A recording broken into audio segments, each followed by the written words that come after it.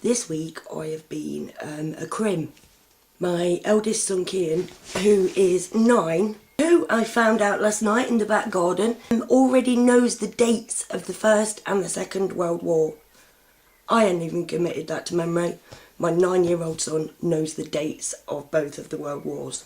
Now this week was the Hampton Court Palace trip thing that they had at school. Now, I had been to see the headmaster and said that I didn't want my son learning that.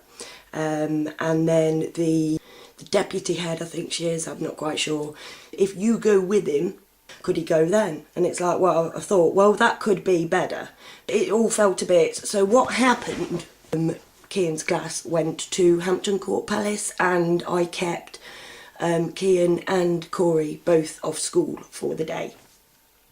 It's a little act of rebellion. My sons may need to be brainwashed by the monarchy, but this particular one, he didn't want to go anyway, so it's like, sorry mate, I'm overruling you. I'm his mum. Now I know that they've got more power than I have as to the legal obligations of my son. But I thought no, because if they want to argue about this, it's like, well, yeah, I've kept him off school, call the police. What of it?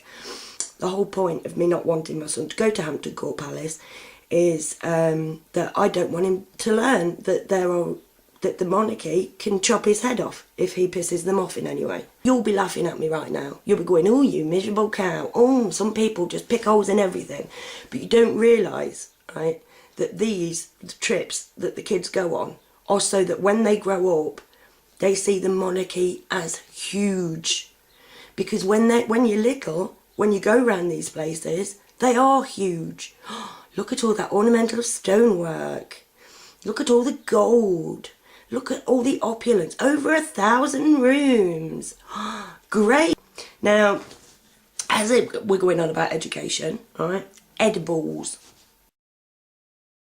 Now, Ed Balls is the bloke in charge of all of our children in the United Kingdom, right? He's the head honcho. He's the man. He's like, yeah, anything to do with education, Ed Balls. He's in charge of it, right? Now, nobody that I have ever asked has said, yes, I would let Ed Balls babysit my children. Would you let Ed Balls babysit? Would you leave him alone in a room with your children? Bet you any money the answer is no, unless your name is Mrs. Balls. Right? Now, why is somebody, right, that we wouldn't leave our children alone with the best person to look after our children's welfare? To decide what our children are doing? My 9-year-old son has already been told that the monarchy is the shit, don't mess with them, they'll chop your head off if you do, don't even bother. He's been taught 2 lots of wars before 10, and he's been taught, before he was 5, he was taught that a man died on a cross, came back to life, and that he don't have to do anything because it's this bloke's job to do it. Do you see why we are ignorant? Now, the people who have made this education, right, know that it's bullshit. That's why they teach it to us. So that we grow up not questioning anything and they get to shut the door and live in their lap of luxury whilst people the world over starve. These people don't deserve your soul, but you willingly give it to them because you're educated to do so. Right now, you're educated by a man who looks like a paedophile that you wouldn't leave your children with if your life depended on it.